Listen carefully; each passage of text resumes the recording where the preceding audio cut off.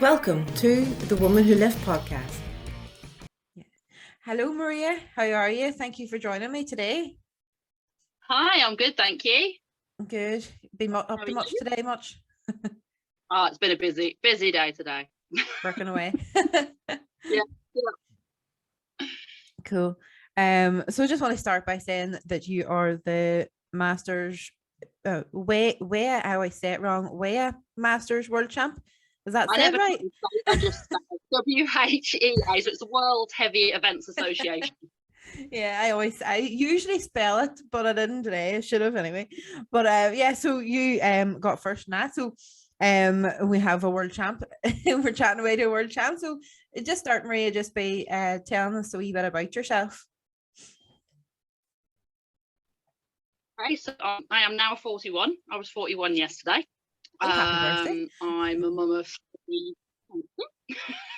I'm a mum of three boys. Well, three boys. They're not boys anymore. They're young men. My youngest is 18, middle one nearly 21, and the eldest is 23. So yeah, they're not boys anymore. Bless them. I'm a PT and I work part time for McDonald's. I've got 2 horses. So yeah, lots of things to keep me busy. Cool. So before you got into Strong Woman, just talk a wee bit about, did you do any like sports in that in the past? Yeah, okay, so when I was I've always been quite active. I haven't always done sports. Like, I had quite a chunk of time when I was having my kids, when I didn't really do any like active, like no specific sport or anything like that, you know. I've always been quite active, like, you know, had dog, used to walk the dog and things like that. When I was at school, I was on the athletics team, so I was a sprinter.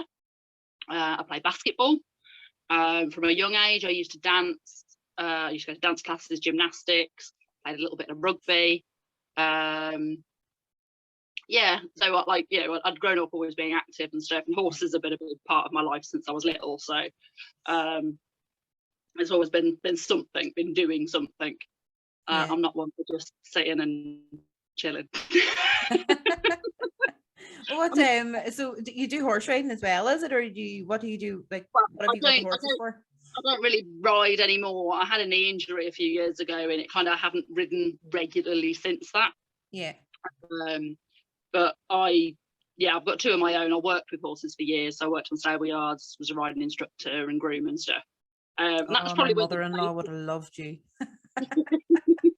It's probably where the base of my strength came from, because it's very obviously a really physical job. You know, you're lifting and carrying and moving stuff all day, and then, you know, you've got a 500 kilo animal to argue with.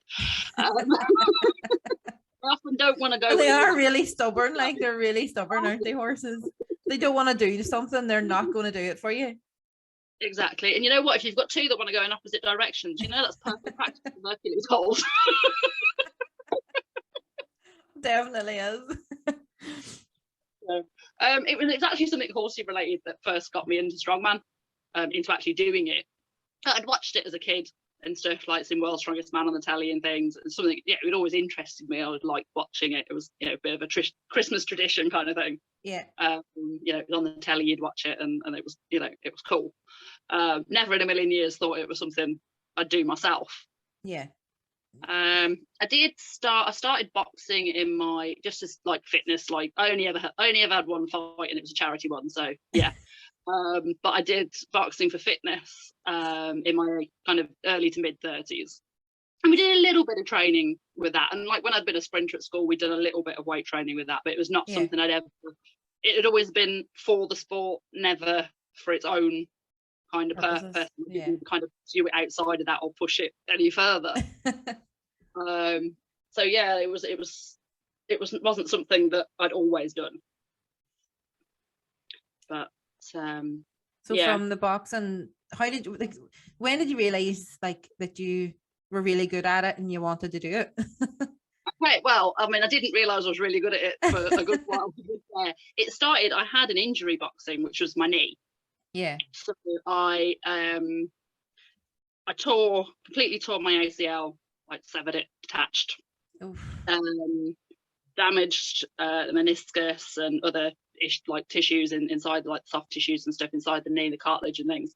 And I had to have surgery on it to fix it, because it was yeah, it was gone. They were literally like, yeah, no, that needs physically fixing. It wasn't a physio job.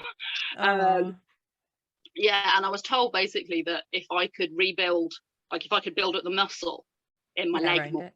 it would support the joint. It would Yeah. make my recovery better, and it would make like long term, like help the joint. So I'd got a friend who did powerlifting, and she was training at a gym that wasn't too far. And basically she persuaded me to go along, and like I saw the guy that ran the gym at the time and he had a quad injury. He'd ruptured his quad in some kind of accident, and he was basically told that he'd never like squat again and stuff, and he got himself back to bodybuilding, and lifting pretty heavy and stuff. And I was kind of like, okay, if he can do that for himself, like Yeah. he should be able to help me. You sometimes don't always listen to what the doctors and the physios tell you. As from a personal and a nursing background, we advise what we are kind of taught to advise, but sometimes common sense doesn't come into it. True, and sometimes you just know you can do more. Yeah. So like I'd had the surgery in the December, like 2-3 days before, 2 days before Christmas, 23rd of December I had the surgery. So that Christmas was spent on the sofa, not really moving, not really doing a lot. My boys, bless them, had to kind of step up and help out a bit, and like sort of food and things, and so that was December 2015. And then I went along to this gym in the February of 2016. Yeah. And they used to run kind of a small group kind of thing called strength camp. So they go over the basics of like squat, bench, deadlift, overhead press, and like do accessories and stuff, like just to kind of introduce you to lifting. And there'd be like a different group of people, and I went along to that and really enjoyed it. And I got really excited about doing like a 15 kilo squat. I remember those days. Somebody actually came up on my Facebook the other day, and it was like, wow, maybe I've come a bit of a way since then. And it was just for that to start with. It was just for like the injury recovery, and the more I did it, the more I enjoyed it. And I kind of fell in love with the lifting and the getting stronger. Like I'd always done stuff before to be active, to be fitter, and a lot of it was around like looking a certain way.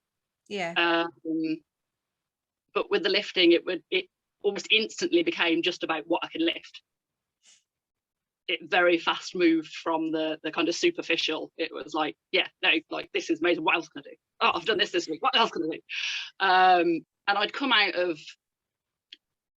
of quite a nasty domestic abuse situation, and completely lost like my self-confidence and self-worth, and I'd rebuilt it. Like there'd been a few years previous, and I'd kind of rebuilt it a little bit, but it was very superficial. Like I said, it was very much about like how I looked. If I felt I looked okay, my confidence was okay. But obviously that's very fragile. Like that's sometimes comes from inside, and exactly. Especially if you've went through suffered quite a lot of trauma and that, and like you don't think about PTSD and other things that come along with it as well. You just you're more worried about what everyone else thinks about you rather than what you think of yourself.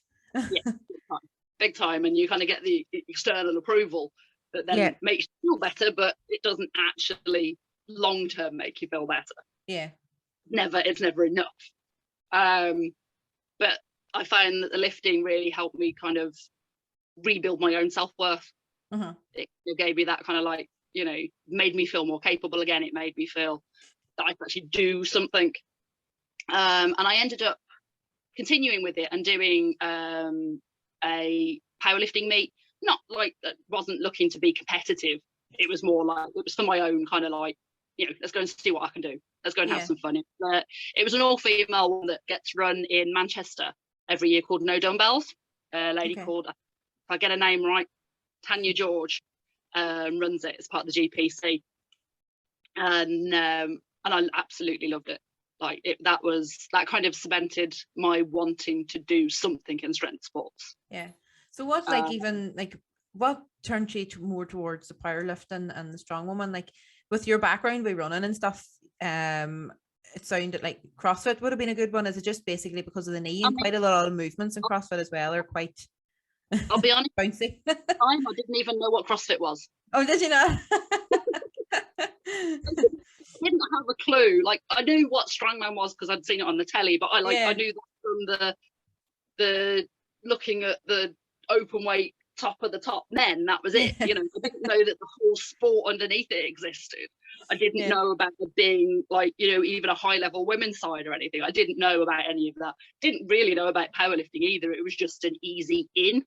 Yeah, that made sense. There were a few other people at the gym doing it. And, you know, it was an easy to access kind of thing. It didn't have to be at a particular level to go into it either, because it's all about what you lift, isn't it, on the day? Like, obviously, you know, if you're trying to break records and stuff, then it's a bit different, but you can just literally just go along and you hit your PB that day. So, but like the atmosphere and everything with all, you know, all the way that all the women supported each other and stuff, and that kind of got me hooked on it. It was kind of like, yeah, I fell in love with that side of it, but I started to find that the training for powerlifting was too boring.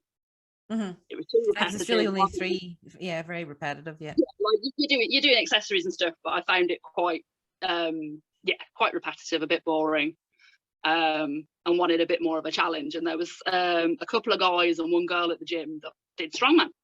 Okay. And I went along and. Are they still doing strongman? Like even the girl? She doesn't really now. She actually had a very nasty injury, like broken bones and stuff, at a competition. And hasn't really come back to it. She watches stuff and that, and she's still trained a little bit, but she's not gone back to competing or anything.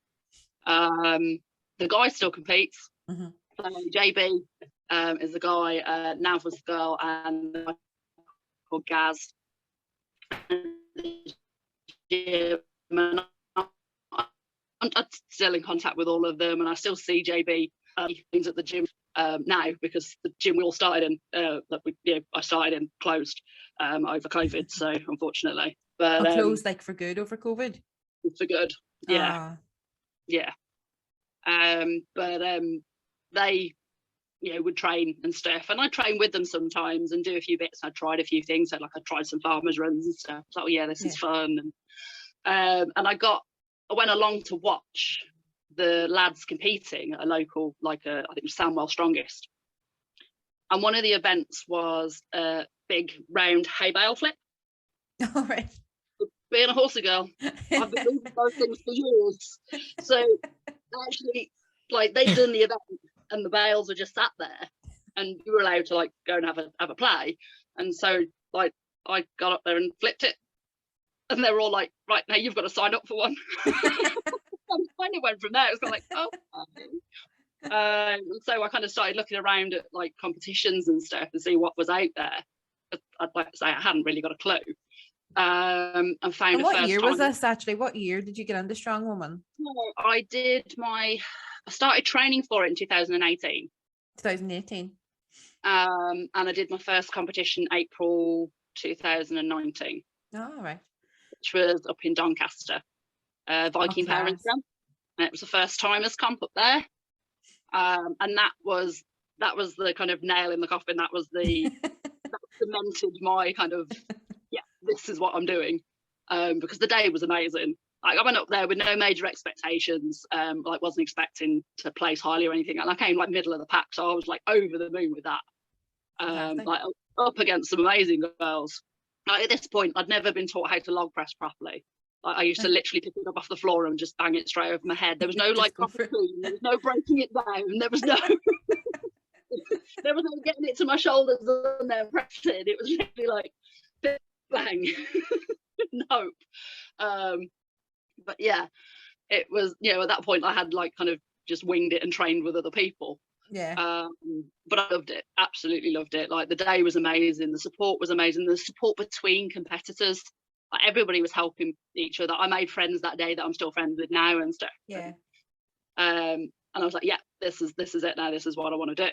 And then went and I was supposed to compete in the June, and I actually had a little bit of an injury, a bit of a performance issue. So pulled out of the comp in the June, but then signed up last minute to a comp in the September called Limitless, which is held at Grindhouse, which is in Derby. And it's they don't do it as a novice into opens or even weight classes. They literally have 3 levels. You pick what you're going to enter at, and mixed men, women, all together. Oh, that's which is really interesting. Do they still do it now at the minute? Happens once a year. Once a year. Happens once a year. So something to look out for as well. I think we end up missing a year because of COVID, but like I think it's 3 times now. But my son had entered it, my youngest son, because he wanted to give it a go. Yeah. He'd entered it, and I was like, I'd got a competition coming up that I already wanted to do in the October, and I wanted to test where I was at. Like, is my injury recovered enough? Am I going to be all right? Because the one in October was like heavier than anything I'd done before. Yeah. And I entered like the week before and kind of went, yeah, okay, let's do it. We'd done a truck pull at the beginning of the month. That was something epic as well. It was like a 9-ton truck. Wow. So like big lorry cab. That was probably still one of the hardest things I've ever done. Like, I felt my lungs were bleeding when I finished. I've only recently tried to pull a car, and I don't know why, but we were pulling it up a hill for some weird reason, and that was hard enough. I don't know how I would ever manage pulling a bloody truck. Like, I was meant to be doing that in March or April or something. They've cancelled it now. I don't know why they've cancelled it, but they've cancelled it. Oh, but to be fair, I have since discovered it depends a lot on the tyres on the vehicle and the surface that you're pulling on. How heavy the vehicle is the smallest detail. Because I pulled the 9-ton truck and I came 5th out of 19 women. Wow.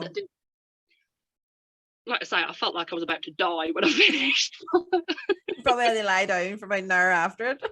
I felt like my lungs were bleeding. It was just like, yeah, okay, don't want to do that again, but then I do want to do it again. Just not too soon. But yeah, did the comp in the September, and both me and my son came second in our categories, which was really nice. So I was like, yeah. And again, it was just like the community, and I think that's the best thing for me about strongman is the community. It's like, I've done other sports and stuff, I've competed in other things. Yeah. I've never known a community like it. It's like the support between everybody, and yeah, my 3rd competition was the October, which was actually Queen of the North, which was up in Preston at Chaos, which is where I met Rhiannon for the first time. And this was like it was a novice comp, but it was a big step up for me, like weight wise and stuff. Like the weights and the events and things were fairly close to my maxes and stuff. So it was yeah. Did you say that was a novice? That was a novice event? Yeah, I did the novice fast. There were there was other categories as well. Oh right, okay. Yeah, it was like only my 3rd competition, so it was just like yeah. But it was also my last novice comp. So I did that in the October, and I came a very close 4th. There were literally a point between me and 3rd. And again, I met ladies there that I'm still friends with now, and some of them compete and stuff. And I met Rhea, and she was amazing all day. Like, obviously at this point I knew who she was, I'd heard about her and stuff, I'd seen some of the amazing things that she'd done. Yeah. But I'd had no coach up to this point. I'd followed a generic program that Jenny Todd and Donna Moore had done, where basically they just give you a spreadsheet and you do all the stuff yourself, kind of thing. And they've been great, to be fair. Jenny, like every now and again, like post something on Instagram and she'd give it all feedback and stuff. But it wasn't the same as having somebody like programming you specifically for your competition or what you're doing and stuff. And Rhea, at the end of the competition, came up to me and offered to coach me. She said she'd been really impressed with me, and she was like, in the way I'd fought all day and kind of not kind of just given up. She was like, I can teach you to be strong. I can make you strong. That's my job. She said, I can't teach that part. Like, you've either got it or you haven't. Yeah. And she knew I lived quite far away and stuff. And at that point, she wasn't really doing a lot of like kind of long distance coaching, because I had spoken to her before, and she kind of said because I wasn't close and I couldn't get to her like every week, it wasn't something that could be done. I suppose then before COVID, like nobody online coaching was not really a thing, and now it's just blew up. And she was just like, we can make it work. Like, if you want it, we'll make it work. And I was like, that for me, that was my day made. Like, I was over the moon with where I placed and how I performed. But like the fact that she come up and spoke to me and she complimented me and then offered to coach me, I was just like, oh my God. And my sister was there. My sister had come to watch. My youngest son had come to watch. And my sister was like, well, what are you going to do? I was like, I've got to go for it. I've got to do it. And that's kind of been no looking back since, really. I started actually being coached by her in the November, and then did my first intermediate competition the following February on my birthday. And so it was my 39th birthday. It was your anniversary yesterday then of that comp too. Amazing way to spend my 39th birthday. And that was it was called UK Strongest Woman. And I entered the intermediate class. They had a novice, an intermediate, an opens, and they had then weight categories. We didn't feel I was ready to go up into the weight category stuff yet, but I did the intermediate and I came 5th, I think, overall, something like that. But my proudest moment was I came 3rd on the deadlift. So I was just like, hey, like literally like did reps that I didn't know. Like even Luke, because Ree couldn't be there on the day, but Luke, her partner, Luke Davis, was there with us. Yeah. And he was literally like, where did that come from? Was the weight itself a weight that you had deadlifted for one? It was very close to my 1 rep max kind of thing. It was. And how many did you bash out? Well, it was they did it in a kind of staggered ladder. So it wasn't you did 1, 2, 3 and worked your way up. It was you pick what weight you're going to rep. Right. More reps at the heavier weight counted for, like you got more points repping at the heavier weight than you did. So our plan was I would do as many as I could at the heavier weight, which I think was 135, and then would drop down to the middle weight, which was 125, to finish off, like if there was any time left. Yeah. I think I got something like 8 reps on 135, and we thought I was going to get like 4 or 5. And then went and did another 2 reps on the 125, and it was just like, holy shit, what did I do? But yeah, and I think I PB'd on the overhead as well, which was like I'd really struggled. My overhead is not brilliant, like it is something I do struggle with. I had a car accident 2011, so like just over 10 years ago now, which left me with permanent nerve damage from here down to my thumb. I've got a big metal plate on my collarbone, broke my wrist, my fingers, and yeah, so I've struggled with my overhead like since I first started trying to lift. So some days I have great days and other days it just doesn't want to play. Your front squat must be massive. You just rested on the plate on your chest. Wouldn't hurt you. It gets in because obviously anything that touches it, it's quite sensitive because it's literally just under the skin. Ooh. So I actually like my front rack. If I don't get my front rack position right, it actually sits on the mat, and that's really uncomfortable. I would have thought it would be the complete opposite. When I did Brits, I actually managed to cut it open. Oh. But I'm not exactly sure what caught it, whether it was the axle or whether it was the log or the stones, but something caught it enough that it actually ended an open wound to it. So yeah, it's got a. I'd have been first over, getting a big look at, getting a big nosy at it, and I'll dress it for you. I love wounds. That's my specialty in work. It makes my other half cringe. He doesn't like thinking about it. But yeah, the metal plate is literally about that long. That sits across my collarbone. So yeah, but so I did the intermediate comp, and that was kind of like it had been another big step up. Yeah. And then obviously like 2000, the plan had been that 2020 would be my year of getting experience, like do lots of comps and just get my experience, and then we'd look at where we go from there. Yeah. And then COVID hit. COVID hit, and that was like, okay, what do we do? I think I managed to do 2 more comps that year, I think. So in between lockdowns. Yeah, pretty much, and things kept getting moved and stuff. So I kind of got brave and signed up for the Midlands qualifier for England's Strongest Woman. Yeah. Which was originally supposed to be in like I think April time. Was that the one you won? No, that was 2000. I thought it was 21. You won that, yeah. That one was as a weight categoried one, because obviously I wasn't 40 still then, I was only 39. Oh yeah. So that was competing as an under 82. So that, like, if I do weight category stuff, I'm a middleweight. Yeah. So I didn't do under 82s. That is one nice thing about being a masters. No weigh-ins. It's amazing. I'm an open, so I'll never have to weigh in anyway. I don't think I could drop down to the under 82s. That would be about 60 kilos or something mad like that. But yeah, I did. I signed up for that, but obviously it got moved to the September. And then Grindhouse again ran a competition called Day of the Deadlift in the summer, and it actually fell between stuff and we actually got to do it, which was 5 different deadlift type events. So nothing else. So this was good. There was no overhead, so this was already good for me. And I hadn't got to move because I'm not particularly fast anymore. Despite being a sprinter in my teens, my running now is dreadful. So it was 5 different deadlift events.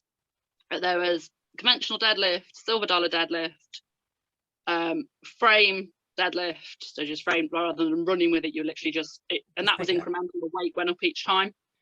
There was a Dinny stone deadlift, so it was just like one of the stones that you had to lift it and hold it, and a car deadlift. And there's 2 female categories, there's under and over 80 kilos. So I did cut a little bit for it because I was like, yeah, I'm not going against the 110 kilo girls. And I actually ended up winning the under 80 kilo category. So that was the first comp I'd ever won, which was a nice little confidence boost. And again, it was a wicked day, and like competing alongside my son as well, as my son did that one as well. So that was nice. Cool. We got to compete together again. Is it just the one of your sons does strongman? Yeah. My eldest has dabbled a little bit, and he may come back to it more in the future. But at the moment, he's nursing a bit of an injury. He's waiting for an assessment on his shoulder. So my middle one, he lifts in the gym. He goes to the gym like for fitness and stuff. He's not interested in competing. He's all animals. So he's the reason we've still got 2 horses, because one of them is. So he gets a lot of outside exercise time doing that. Yeah. We did Day of the Deadlift, and then we did the England's qualifiers, the Midlands Strongest Woman, at Rhinos, which is in Tamworth. It's run by Ant Brown. He's the guy behind. So he's the guy behind 100 CA that do the untested side of the sport. Yeah. So they do the England's and Britain's Strongest Woman, and they also do a lot of the men's comps as well. They do in England's and Britain's and stuff, men's comp as well, and they run a Brits Masters for the women as well. There's no below Masters level below Brits level for it. So for the Masters women on that side of the sport, there is only the Brits. Which is kind of the main reason why I went to the BNFS instead once I turned 40. Like they do regional, England's, Britain's, Europe's, you've got the full range. Like you don't have to go in at this level. You can start down here and work your way up. You can find where you're at. You can give it a go and see what happens, rather than having to go, oh God, they're really heavy, and these guys have been doing it for 20 years. Even going from not being masters to masters, there's even like your body and stuff, like your body obviously your body's changing every day, every year, but like your strength, like what do they say, your peak strength between the ages of 30 and 40, don't they really? Like you start peaking around your mid-30s, and then it starts in a roundabout way whenever you're coming to like is it your menopause, or when the hormones change, basically. Your strength changes. So the fact that there's masters now out there is pretty good. Although in judo, masters age starts at 30, believe it or not.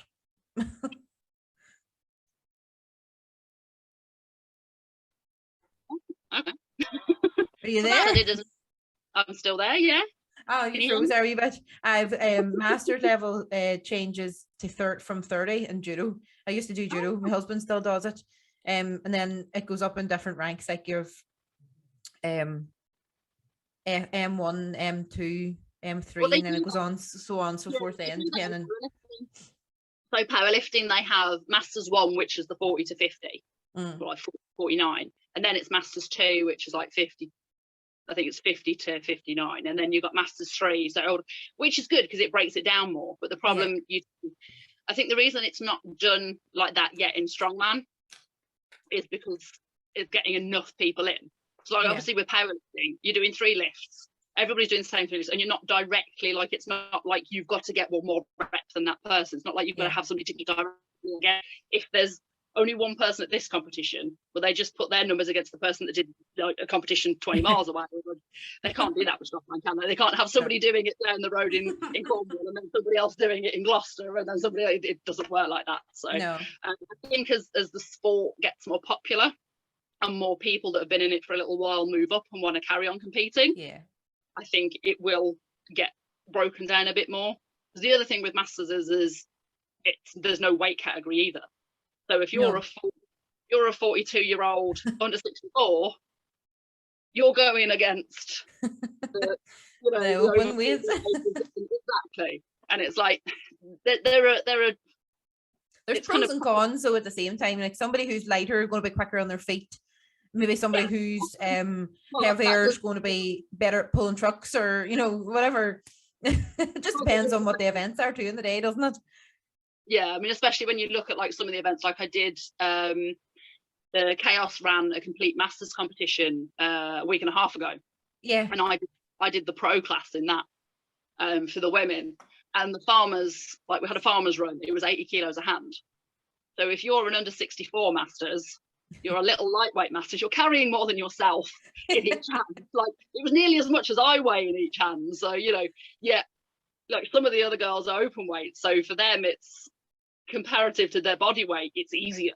Yeah.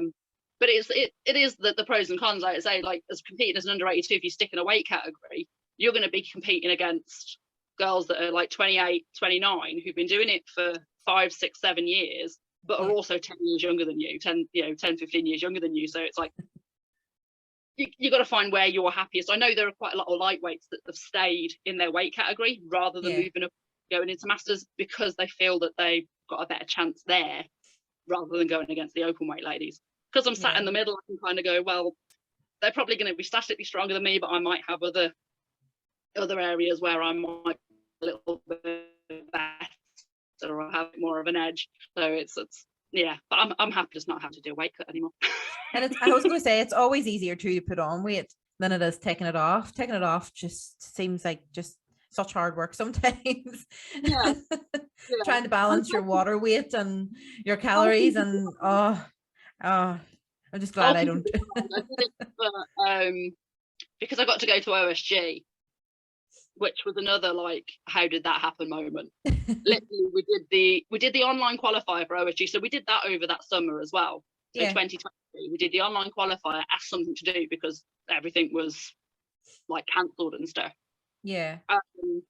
And I didn't in a million years expect to qualify. I just kind of did the qualifier as something to do, got a couple of new PBs. Hey, brilliant.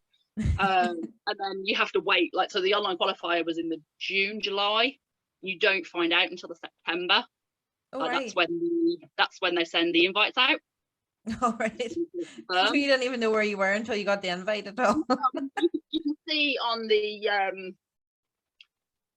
they put it all online. So on the what's the name of the page? One of the strongman.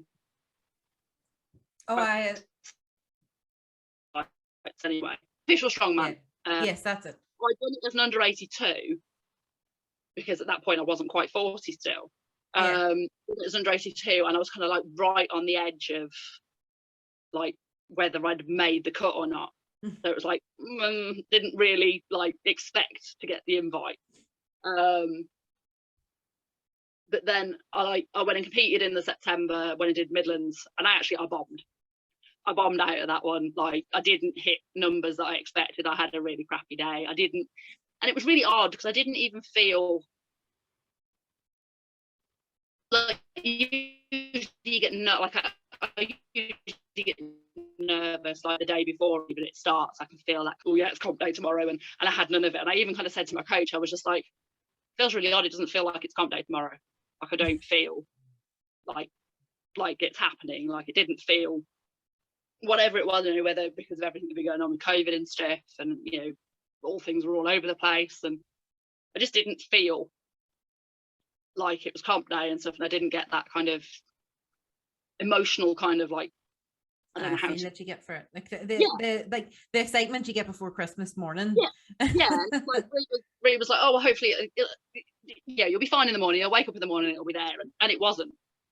Like it literally wasn't, and the whole day I just felt flat, and just almost felt like, why was I there? I think that was probably my lowest point in my kind of strongman journey. It was like the only point where I kind of thought, why am I doing this? Like, you know, I didn't hit numbers I should have hit. Like I didn't hit stuff that none of it was a PB kind of thing. Like none of it was weights I hadn't done before. It was all things that I should have been able to rep. And I couldn't hit the numbers that I'd done in training, never mind what I was hoping to get on the day. Yeah. So I ended up really disappointed and feeling a bit crap. And then I think it was like a week later that the OSG invite came, and I was like, oh my God. It was really well timed, to be fair. It was kind of like, okay, now I've actually got something I've like really, really worked for. Because we knew it was going to be really heavy, and we knew that, you know, I was going and I do my best, but I was unlikely to really get anywhere, because this was like, you know, my second year into sport, and just like, you weren't expecting to even get no, exactly, just one of them invited like, anyway. So yeah, I had to take the opportunity.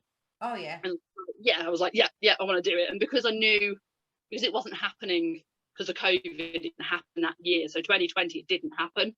So everybody was allowed to defer their entry to either the year just gone or this year now. Yeah. Because obviously things still ended up being very up in the air just before we flew. All the rules changed literally the day we were supposed to fly. So that was just like, oh my God. It was like quite stressful in the build up to it.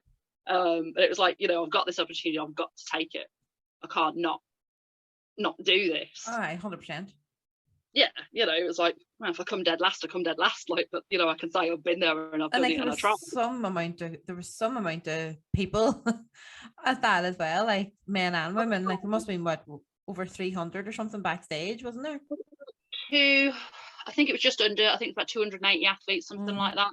It was incredible. Like it is definitely like the best strongman experience I've had so far. Like it was. Did you meet Auntie Liz? I did meet Auntie Liz. And it was like so bizarre being literally. I took a picture when I was in like the hot athlete area, and we were sat in we had our little kind of chaos camp, because there's quite a lot of us that are gone. Yeah. We're all sat with our chairs and our kit bags and and literally in the little area next to us that had set up their little camp, like right directly over my shoulder was Mark Felix. And he's a legend. I took a selfie and you could see like his back and his t-shirt with his name on, like literally just there behind me. I was like, this is mental. Like, you know, these are literally people tally for like, however there's nothing like that right there. I came face to chest with Big Z, because we came in opposite directions around a curtain at the same time, and literally had to like stop before my face hit his chest and kind of went. And you're tall too, like, aren't you? Like you're pretty tall for a female, aren't you? Yeah, like I'm not massively tall. Like being around a lot of the opens girls that are like almost 6 foot, or they are 6 foot, I feel short, to be honest. I'm 5'8", so you know I'm kind of. Yeah, I'm not short, but I'm not excessively tall, to be honest. As a middleweight, I'm not that tall. There are quite a few girls that are taller than me. But Big Z's big, so you know, I was literally like. He looks so small, like, doesn't he? He looks like he looks quite. But then whenever he stands up above some of the other, like, I'm sure if you stand beside Mark Felix or some of the not that tall, I guess, but like Mark Felix isn't that tall. But like I think he looks like a giant. Like he looks really tall too. Not at all. Compared to like Tom Stoltman and stuff, they are like he's massive, so, and Thor, so yeah, but yeah, it was just like watching like all the like top level athletes and stuff. I need to get back there, so I've got to try and requalify this year, because if you came top 10 you got an invite back automatically, and I came 16th, so yeah, didn't make it It's to something finals. it's a goal. You've got goals in mind now for next year as well. Yeah, big time. And you know what to expect as well. And then, like probably it's quite a long flight. And then you went over, I think you did go over a good few days beforehand though, didn't you? I remember seeing the up on Instagram and that.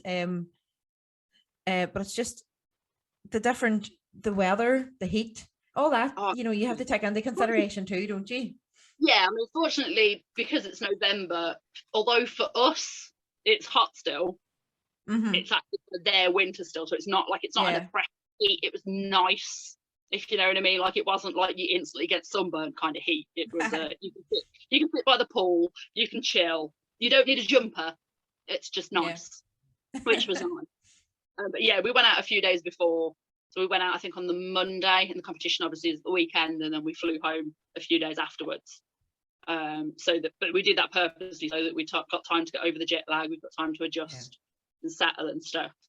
And did Rhiannon, I sounds weird me calling her Rhi, but Rhiannon, did she plan it all out for you? Did she tell you what time you were going, the flights you were getting? No, we booked our own. We booked our own flights. We did end up actually flying out with Rhi in the end, because like I say, that we were going to fly out on the Tuesday, and they literally announced that they were changing the rules that day.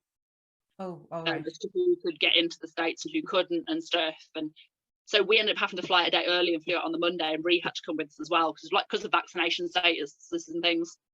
So we flew out on the Monday before the rules changed, which meant we were allowed in.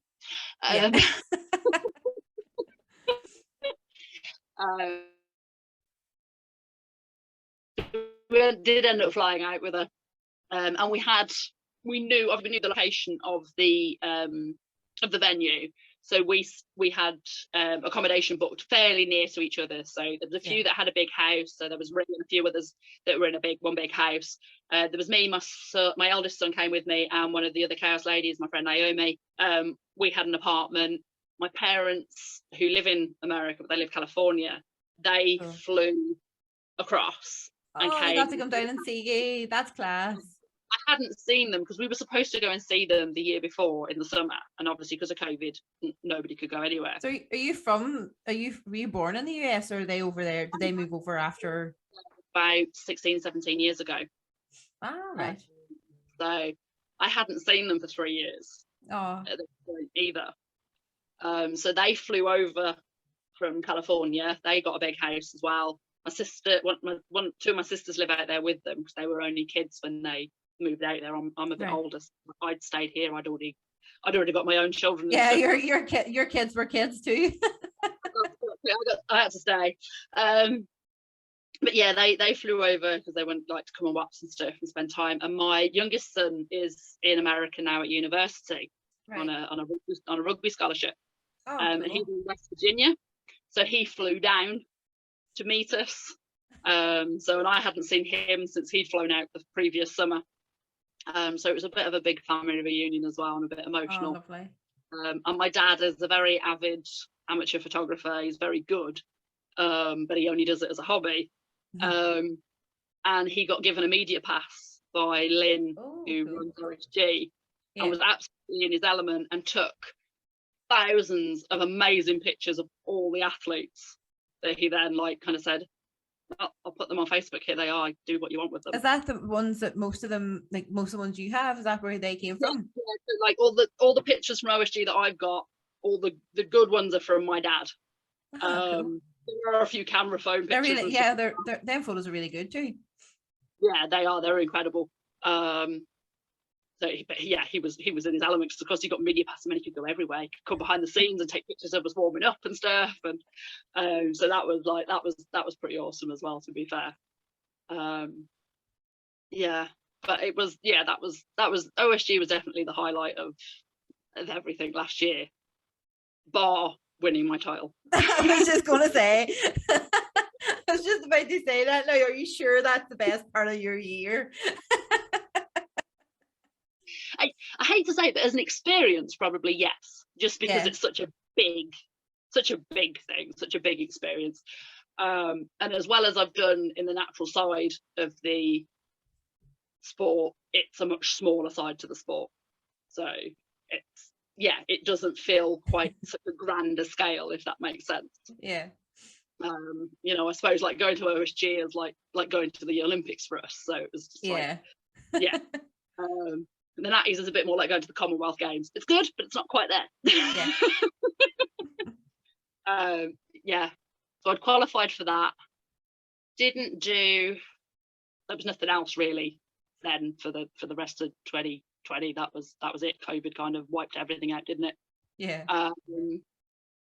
And at that point, I didn't even really know about the Natties. That was something that kind of just. That was I was saying to Daisy last week. Up until recently, I never knew there was a natural side to Strong Woman. I always just thought it was the like Giant Slave and just the ones you always hear about. Yeah. So I haven't even got any of them in my plan. So because I haven't got them in my plan for this year, I didn't register for the Natural Federation one. So it's always just for me, I have to follow a plan. If I don't follow a plan, it makes me a bit anxious. Yeah. So I ended up turning 2021 into what my 2020 should have been. Yeah. Because we then kind of got to I needed to step up a level, but I also still needed experience. I'd literally done 6 competitions. It was like, we need to get more comp experience. So it kind of turned into take every opportunity that comes your way. It was literally like, well, should I do this one? But this is only this many weeks away. And this is like I did some competitions like with a week apart, which was a bit natural, but yeah, it was fun. That's your warm up for the one after. Something like that. So we did because of COVID, there ended up being no regionals for the naturals, so it was straight into England's. Yeah, that already was like okay. And literally just went along with the goal of like do as good as I can. You know, there was no like placing goal or anything like that. It was just literally like, this is my first experience at this kind of level of competition. Let's just go and see what I can do and have some fun. So when I came out but I knew things were very, very close, like literally really close. There was 4 of us that tied on points, and it came down to like count of like placings and stuff. So that was mental. And I knew on the last event, which was a sandbag for distance, I'd won the deadlift. I think I was second on the overhead. I can't remember where I placed on. There was a arm over arm pulling quite as well on those 2. I can't remember exactly where I placed, but there was sandbag for distance. So it was a sandbag carry. Literally, there was no time limit. It was just for as long as you can. The only rule was you cannot put it down. You can reset it on your lap, but you can't put it down. I knew I'd got to win that to have a hope of like placing well. Yeah. Because I knew how close it was between us all. And so I did 180 meters, I think it was. With it. Took over 3 minutes. What was the weight of the sandbag? 60 kilos. So it wasn't dreadful, but it's still, if you're carrying it a length of time, that's still heavy. Yeah, that's basically a person. Like that is a person you're carrying. It's not a baby, it's a person. I ended up doing it like either 60 or 80 meters further than anybody else. But obviously I didn't know that at the time. Yeah. But I was like literally just keep going for as long as I can. And my son was literally screaming at me. So I keep going. And I remember resetting at one point. He's like, oh, keep going, you're gonna keep going, you're gonna do it. And I got like, I'd gone down and I was determined I was gonna make it back. And I was just like, I'm done. And he's still screaming at me to keep going. I was done. I was done at that point. I was kind of disappointed a little bit when I knew how far I'd gone. Just like, if I'd just done one more there and back, I'd have done around 200. But then when like we saw the scores and the distances afterwards, I was literally saying to my son, I was like, you were screaming at me to keep going. I did 80 meters further than I had to. He's like, but you didn't know that. I was like, did he know that though? Did he even know that? I didn't know how far, but and I think that was probably the first time I'd really found that fight, like that kind of like, I've got to do something now to like pull this out of the bag. Unfortunately, that kind of became a bit of a theme, because that led to me coming joint first at England's, which then qualified me for Brits. And I think it was the week before Brits, which was in the August, I went and did Queen of the North again, because I was like, I've got to do it. Like, I'd love this competition. It's a special competition to me. I've got to go and do this. And I did a master's class, but I knew I couldn't go all out because I'd got Brits and I'd got a plan. I wanted. It was just like a cool down one. Yeah, I wanted podium at Brits. Like, I hadn't set my hopes any higher than that, but I wanted podium. It was like the first time I'd kind of actually set kind of a placing goal for myself. Yeah. Like, I want to be on that podium. Because I knew if like top 3 would then qualify me for Europes and Worlds. So I was like, I want to be on that podium. I want that. And it was so close all day. Like, I think 4 of us drew on the deadlift, which was like a silver dollar deadlift max. And again, it was just like, you just keep going until you can't. Was that the one was that in Swansea? No. No, that was we had a silver dollar. Yeah, because remember seeing the silver dollar. Yeah, the silver dollar in Wales was a reps. Yeah. The one Morecambe, Brits was at Morecambe at lean body strength, which is Josh Lancaster's gym. Yeah, that one was a rising bar basically. You know, you got to pick what weight you went in at. Yeah. And then you got to pick your next lift. So you didn't have to do every like 10 kilo increment or whatever. Like, you could skip around and stuff and play it a bit tactical.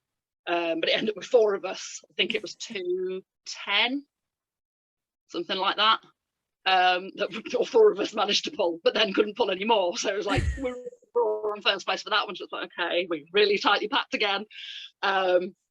Then going into, we did the overhead, and I came very close to get the PB. It was an overhead medley. So we'd got, I think it was log, barbell, axle. And then if you got to the dumbbell on the end, you've got to rep the dumbbell out. The annoying thing was, I knew I could do the dumbbell, but the axle was heavier than my max at the time. So it was like, so when I saw the video back afterwards, I was like, why did somebody not just literally scream at me, just like, we've got 1 more inch to lock it out kind of thing? Because it was so close, but it was just like, So I think I came second on that one. We had throwing bags, and it turns out I'm actually pretty good at throwing bags. Because Josh he actually used my like throwing on his like Insta stories. He was kind of like live streaming bits of it, because I'd literally kind of launched them. They were just going. It's like, at that point, like, I think my competitiveness had actually kind of woken up at that point and gone, okay, we've got to smash this. With a frame carry, and then it came down to stones. And me and the lady Charlie Close that came, she ended up coming second, but we were joint first going into the last event, which was stone loading. Yeah.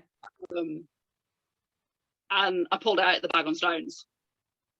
So I thought but I thought still that she'd beaten me. So I thought I was going to be second place. I thought she'd loaded the last one. Neither of us could load the last stone, but which I think was 90. But I think we'd both loaded the 80. Yeah. But I thought she'd done it faster.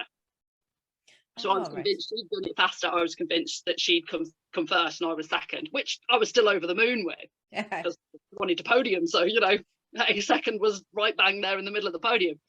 But, you know, that was probably the bit I fought with the 90 as well. I tried to get on and I just couldn't quite get it high enough to load it. I was dead at that point. You were done by then, probably, yeah.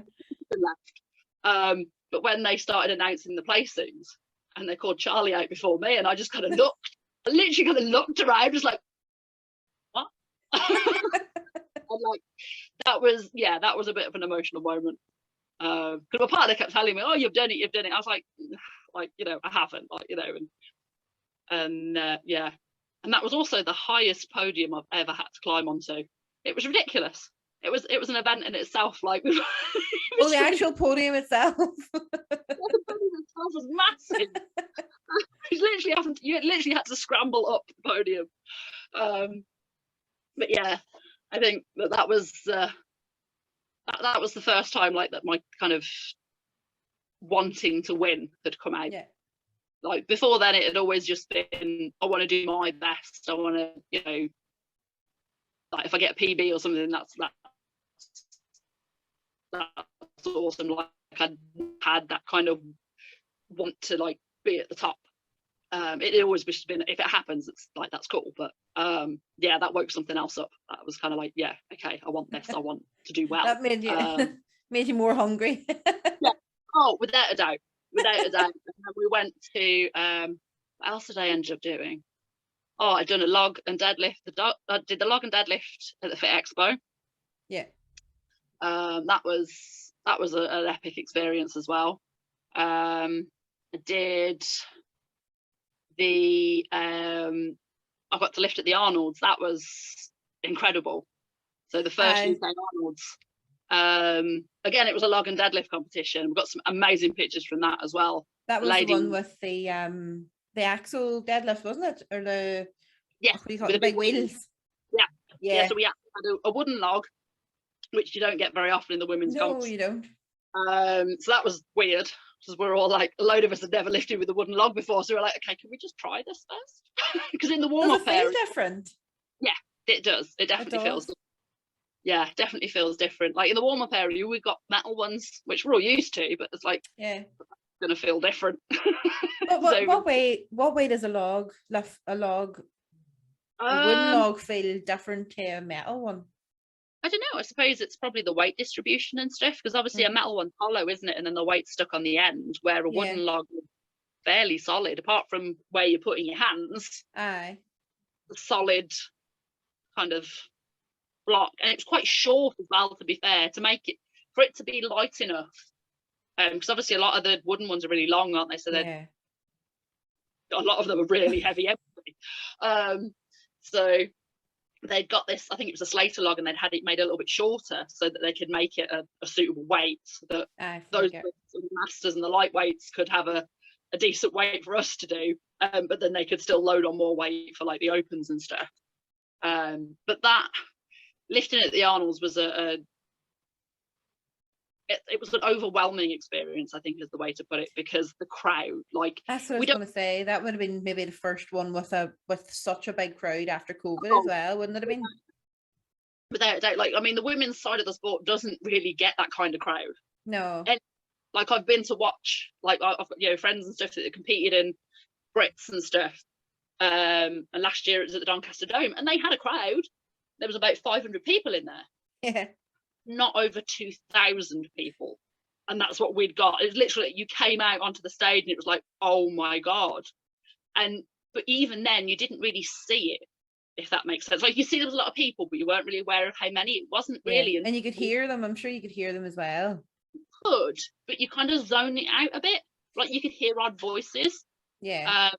And just kind of a general noise. But it was like having that kind of crowd, and them all shouting for you and stuff as well. Like, these are complete strangers. Like, usually if we go and compete at a comp, it's all your friends and other people that you compete with and their partners and your partners and stuff, and maybe a few people that have just come to watch. Like, it's a little crowd. If you've got 100 people, it's a good day kind of thing. Yeah. So to go out there in front of that many people, and they were there to watch us, and they were shouting for us, they were enjoying it, they were, it was incredible. And it didn't really hit me until seeing the footage afterwards, really. Yeah. Like, obviously there was a lot of people there and stuff, but when I got sent a video and I could see all the people there, it was like there was that many people. Like, that's yeah, it was quite emotional and quite overwhelming day. It was like, and we were it felt like we were taking kind of a big step, because we were treated as equals. The women got their own day, You know, we weren't just as a side event to the men. The women had their own day. We had all our categories there competing. We were given sports therapists and stuff free to use for whatever we wanted. So yeah, there was like, I think there was a team of about 6 sports like therapists there for massages and what have you, and that if you needed it in between events and things, like I'd never had that kind of experience. So it's probably the thing that came closest to OSG, to be fair. But obviously I hadn't been to OSG yet because this was like a month or so before. But yeah, it was incredible to actually like be able to be part of something like that, and I'm very, very glad to see that it was a success and it's coming back again this year. It looked brilliant even whenever you're watching it on. I think I watched it online, or did I watch it after? I can't remember, but I remember watching. I think it was actually, no, I was in work, so I was watching parts of it. It must have been on somebody's Instagram or something. Like, I think like there was a lot live streaming and stuff, so there was like Rebel Strength there and stuff that was sponsoring bits and things. So yeah, it was like, that was an incredible experience. And it's like, last year kind of felt like the women's sport was finally starting to get a more equal footing. Yeah, we were getting more exposure, we were getting more opportunities, and we were getting the chance to prove that, give us the opportunities and we will perform and we will entertain, and people do want to see us. And I think we're going to grow and snowball, which will be very nice to see and give so many more people opportunity. And it was like going around, like walking around. Go on, sorry. I must have part of that at the start of that. Oh, I was just saying about, like, you know, I think now we're starting to get more and more of these opportunities, and promoters and stuff are seeing that it is actually a success, and we do draw a crowd that I think it will get bigger and we'll get more, and more people are coming into the sport. More people are realizing it's like a lot of people with the WHEA, when they did the women's side, like, there were people that didn't realize that there was a women's side, like with Big Loz covering OSG, and covering and commentating and stuff and showing all the women's stuff and that as well. People didn't realize that there was all the different categories, and you know, and it's like opening it up to more people now, I think, which is it's only a good thing. We need to grow this sport. Like, we all love it, we know how amazing it is. More people doing it, there are more people watching it, and you know, it can only get better then. So I felt very privileged to be a part of that, I think, is the best way to put it. And like, you know, actually be involved. So I'm hoping that's something that continues, definitely. And do you, with your PT, do you have many of your own strong women clients, or is it mostly just fitness based? Not all of my clients are strength based, so that's what I do. So even those that like just want it for general kind of life, but it is all a case of, I want to get stronger. A lot have specific goals. So like, I've got ladies that come to me for, they want to get stronger for certain things. So I had one lady, and a lot of my ladies, which I love the fact of this, a lot of my ladies are 30 plus. In fact, a few of my ladies are older than me.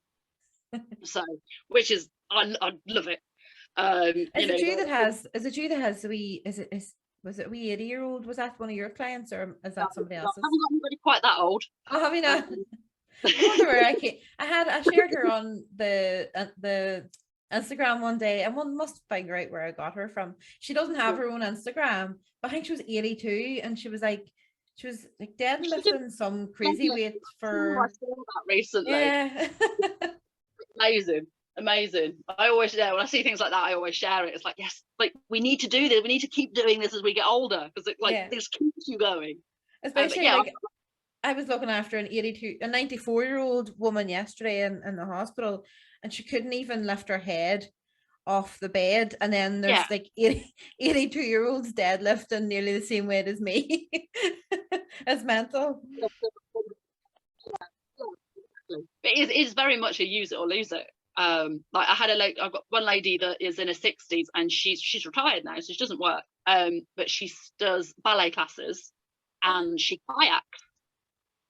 And she came to me with the goal of improving her core and upper body strength, because she wanted to be able to do the rapids, like, so the stronger rapids, and she wanted to be able to lift her own kayak up over the stiles and stuff when they walk, like carrying the tops to come down the rapids and stuff. So she wanted to be able to lift that. So we were working like on her overhead press and things for her to be able to lift it on her own. And she like, you know, she loved it. She'd come back every week and, oh yeah, we're gonna, you know, I did. She came back the one week and said, I did it.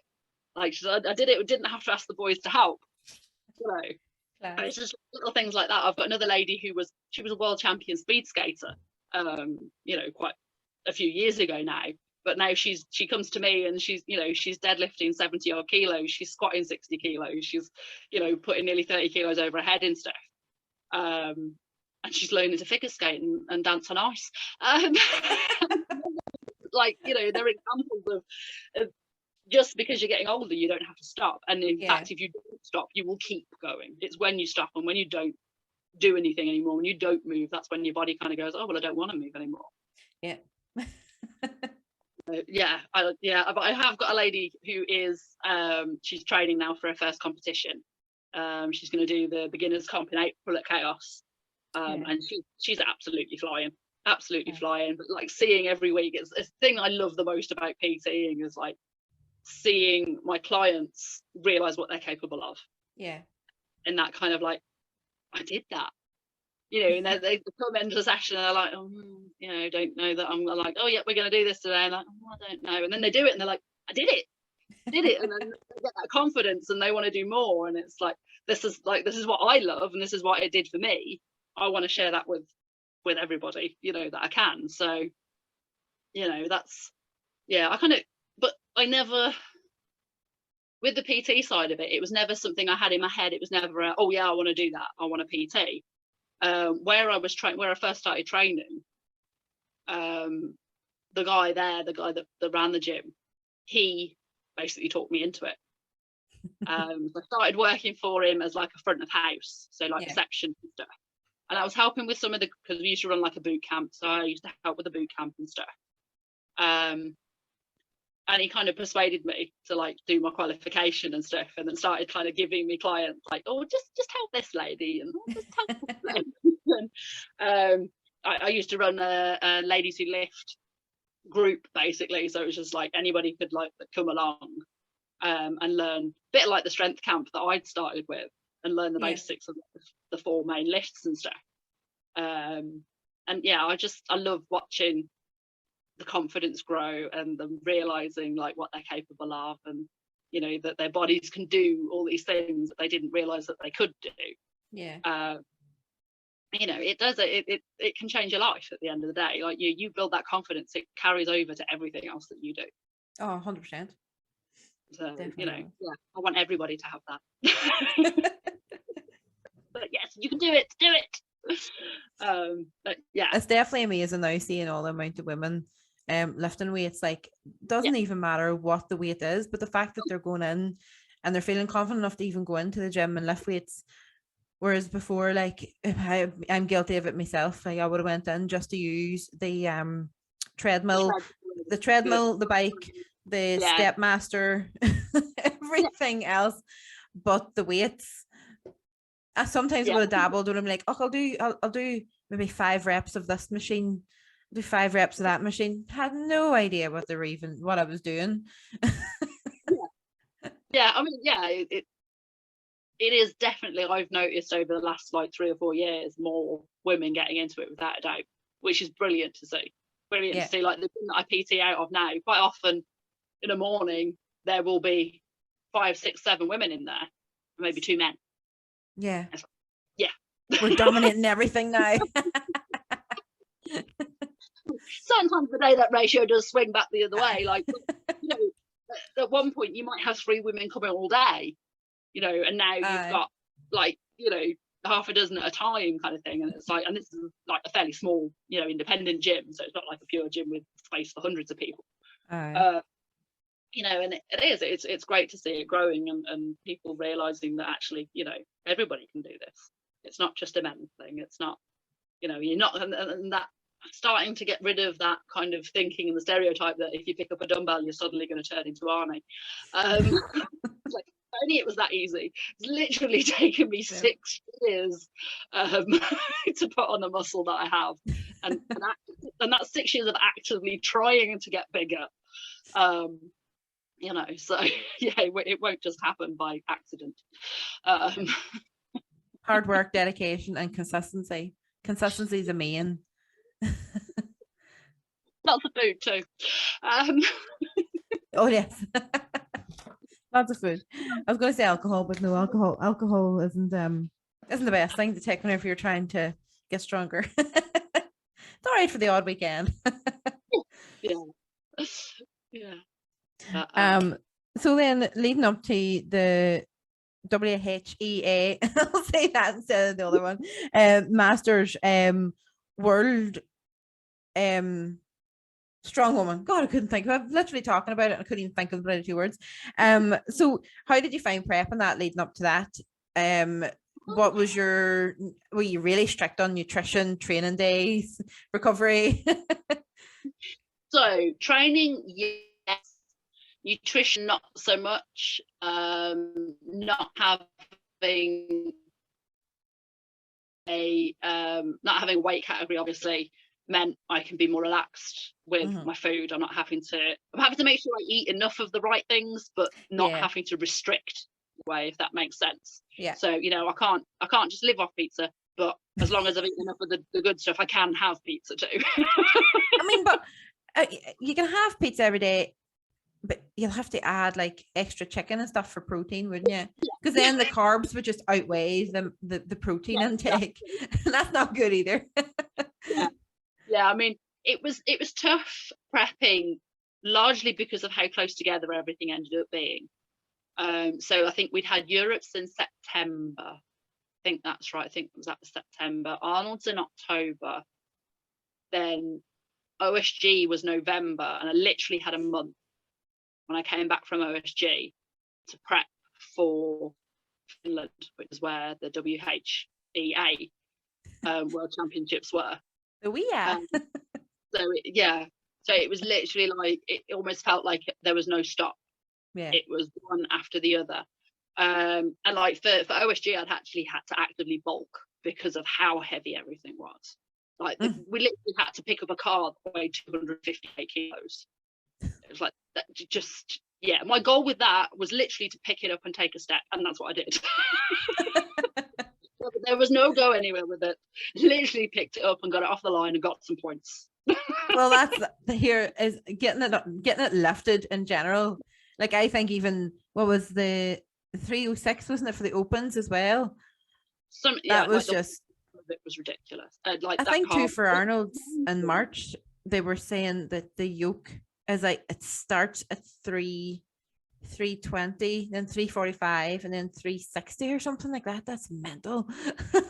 That's nearly the same weights as the men. Now, I mean, us women, we can lift it. I would say no bother. But it's just it's how I mean, it really is great to see that they're actually, you know, challenging the women, because they know by watching us now that we're amazing. Yeah, exactly. You know, but like, because the prep for that was so heavy and the weights were so heavy, we knew I needed more body mass, basically. Yeah.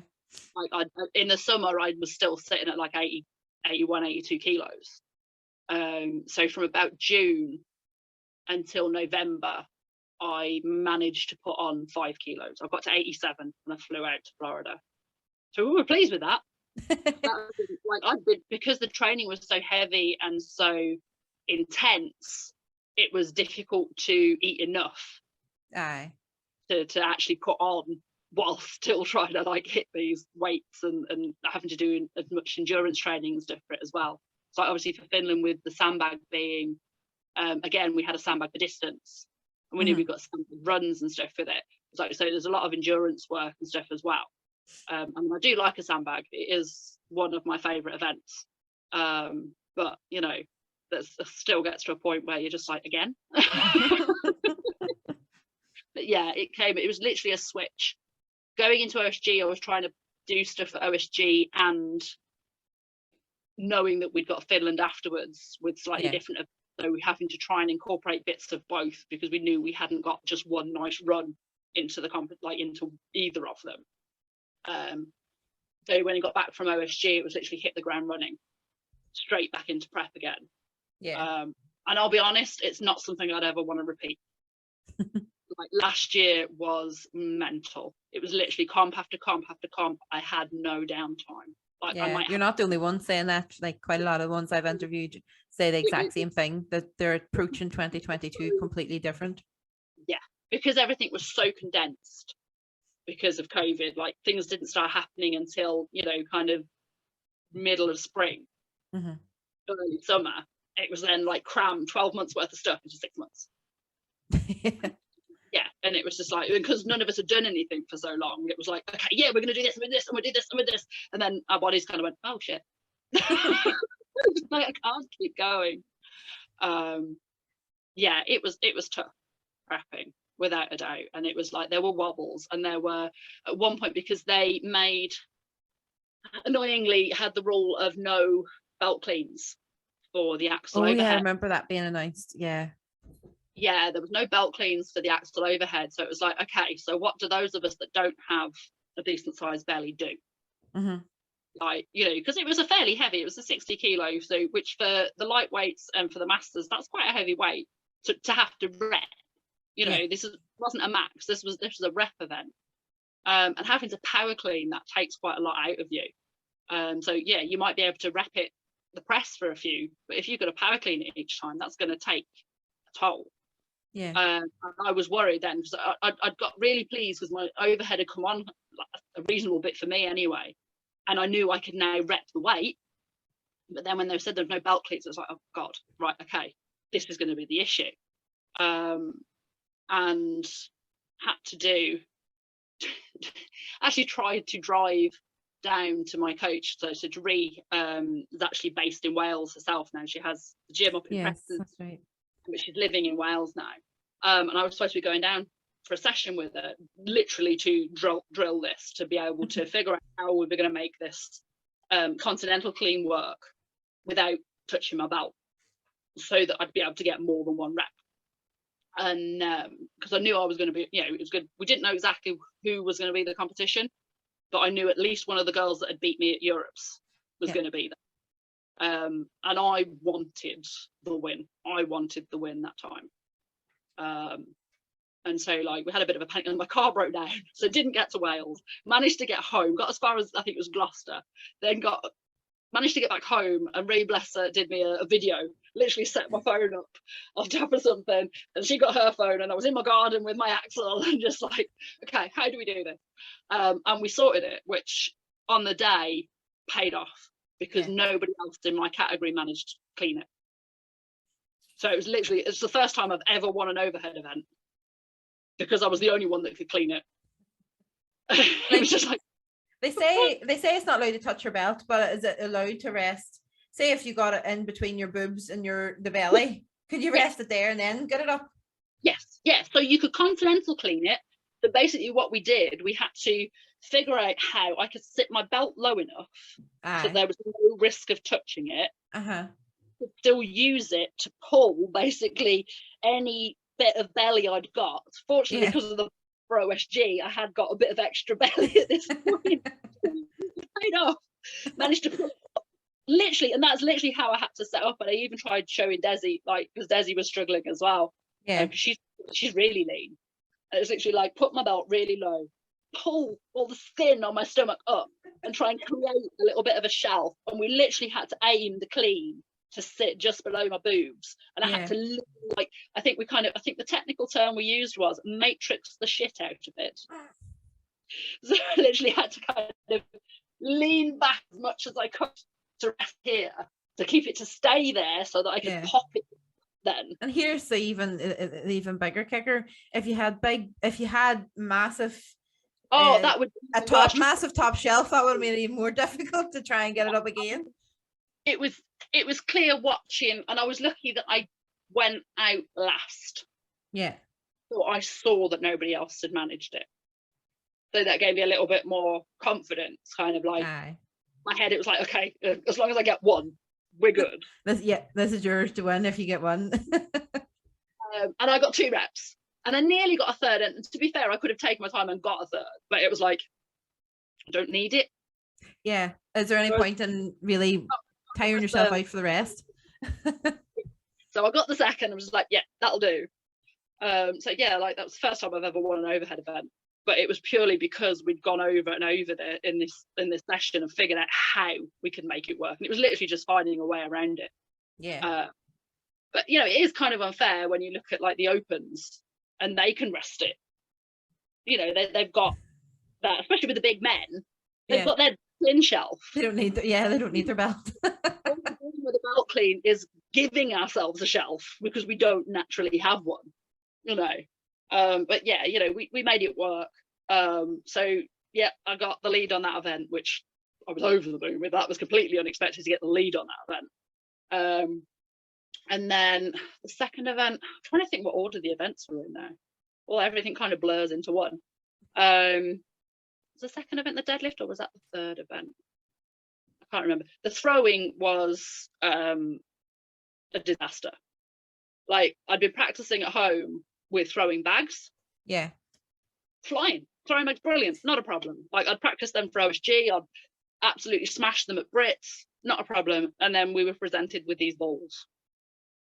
And it was like, how do you hold on to that? And we weren't allowed to touch them. We weren't allowed to try them beforehand. Oh, you are not? No. Were you allowed to try it? Were you allowed to warm up? Like, how did you warm up for that event then? You couldn't really.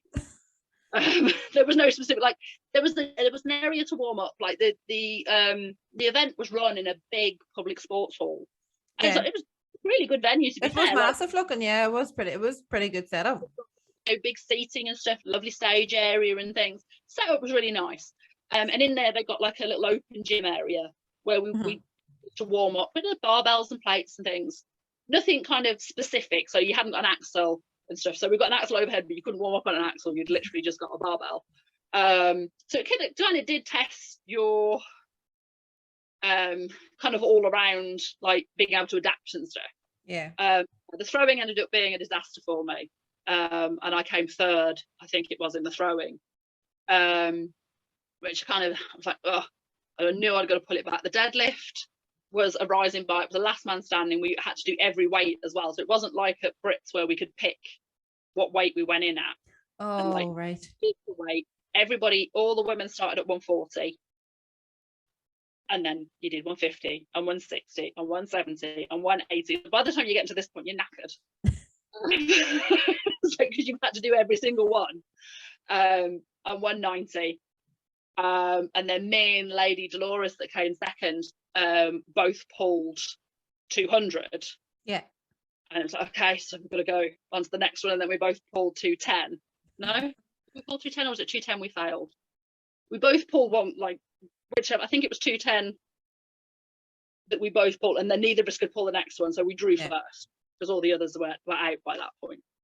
So it was like, it was kind of, so drawn first. So I'd won one event, I'd drawn first in another. It's like, okay, I'm holding first place. And we had the tyre flip. The tyre flip, or was it the sandbag for distance? I think it was the tyre flip and then the sandbag, wasn't it? I think. Possibly. But the sandbag for distance came second. Dolores came first. The tyre flip, it was close. It was so close. Like, she'd gone out and I'd managed to stay in first place. At some points it was only like by half a point, but that meant I was in last each time. Aye. And the tyre flip, she'd gone fast. I was like, God, I've got to like really pull it out of the bag now. And I think I beat her by about half a second.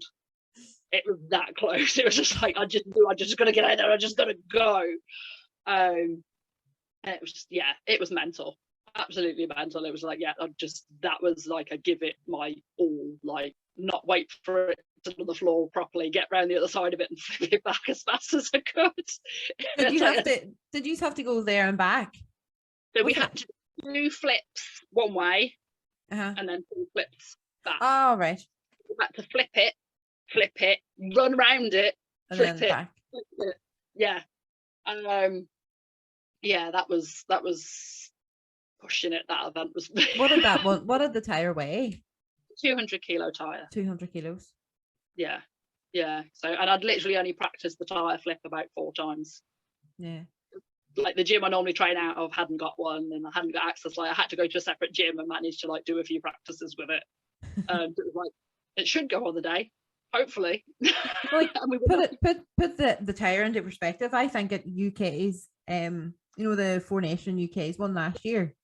I think their tire was 200 kilos as well. So like there was a lot of open weight ones doing a It might 200 have kilo. been heavier than that one. To be fair, I think UK's was a little bit heavier. Was that a wee bit heavier? I thought maybe it was around 200. I know it wasn't quite 300. Yeah, But I know it's like, definitely possibly. Yeah, but yeah, like the tire was quite heavy. It was, as mad as it sounds, it's quite a nice tire to flip though, which was good. Was it a worn one or a brand new one? It was fairly new, but then the tread was raised up a little bit, so you actually get hands under it. Like the one I'd practiced with, like you had to find where you could get your hands under it. This one you could get a good hold and get your hands under it, which was fortunate, to be fair, because again, that was something we didn't get to like try before we did it. It was literally like, you can have a look at the tire, look at it and see how pretty it looks. Just don't touch. To go up to the tire. I'm missing that.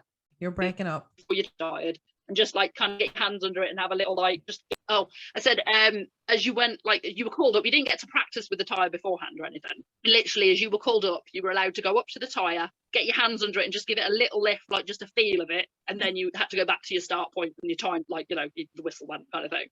So literally, like there's no practice with that. It was just like hope and pray. So yeah, and the last event was the sandbag loading, and I liked it because it was, I'd practiced at home with, like in my home gym that I trained from and stuff. My sandbag was quite floppy, so it was a lot harder to get hold of and keep hold of and stuff. Yeah. And these were all packed really well. Yeah, they were nice and compact. But it was heavier. The last bag was heavier than anything that I'd never lifted a 90 kilo sandbag, and it was a 90 kilo sandbag. Like the heaviest I'd done was like 80. They're around 80 kilos. And the other girls had gone out and they'd been quite fast on the first two bags, and Dolores had proper gone for it, but they couldn't get that last bag up.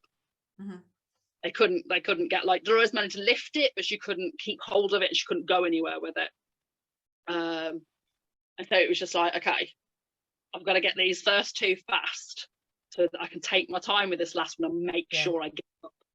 And I was like, I've got to at least get it up and take a few steps and I'm okay. Yeah.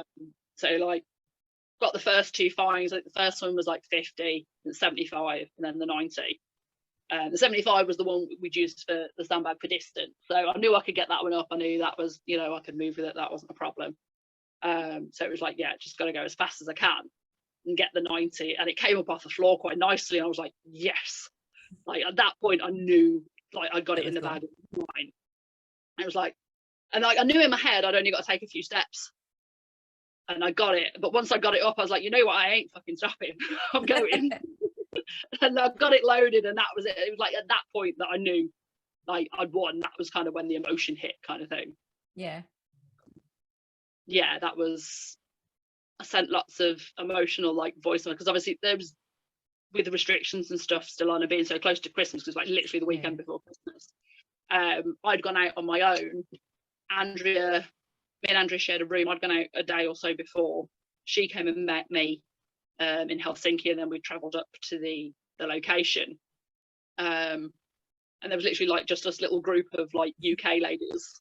That there was like us Brits and the Irish ladies and stuff, and that was kind of, we kind of made our own little kind of camp and like really talking to each other and stuff. But like most of us had only got like one person with us, and a lot of us hadn't got anybody with us. Yeah, it was like all our coaches and our partners and stuff were all at home still, so it was like sending lots of like very excited voice messages to people. Like, I took myself off over the back behind the like after the area. I was like, oh my god. And I think too that was a lot more emotional too, because you could you would like was your partner, was he able to get over? No, literally I'd gone out on, and then emotional then because you had your other half, your right arm, to kind of share the excitement with. So it was like must be well strange. Yeah, very, very. And I think it kind of, it sounds still don't think it's quite hit me properly, if that makes sense. Like I had that moment of being like really, really excited. And then because also the comp was split across 2 days. So like some of us competed on the one day. Yeah. And the others competed on the second day. So some of us competed on the Saturday and I was in the first lot. I was in those that competed on the Saturday. Yeah. A lot of the other girls weren't competing until the Sunday.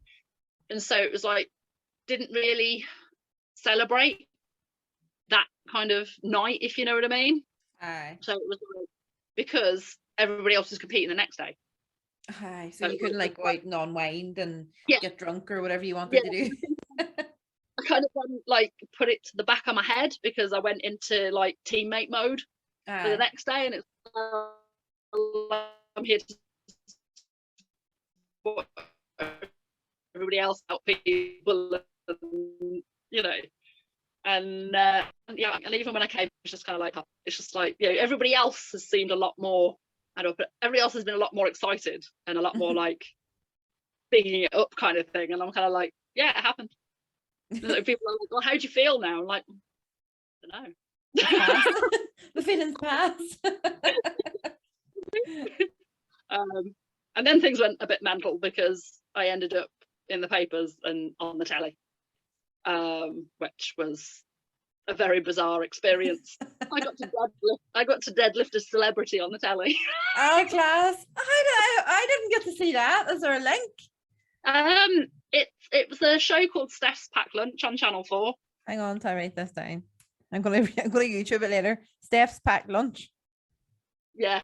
And I basically got to deadlift Steph and demonstrate a log press. So did you press her over your head too? No, they did ask if that was a possibility, and I was like, no, not putting a person over my head. So I did my nice log that I'm used to because I actually took it with us. But yeah, so that was all a bit mental, but everything's kind of settled down again. You have a big party, you know, like coming up to Christmas and stuff. No. Did you get a party at all? Did you get a party at all? I didn't have a party. No. Oh.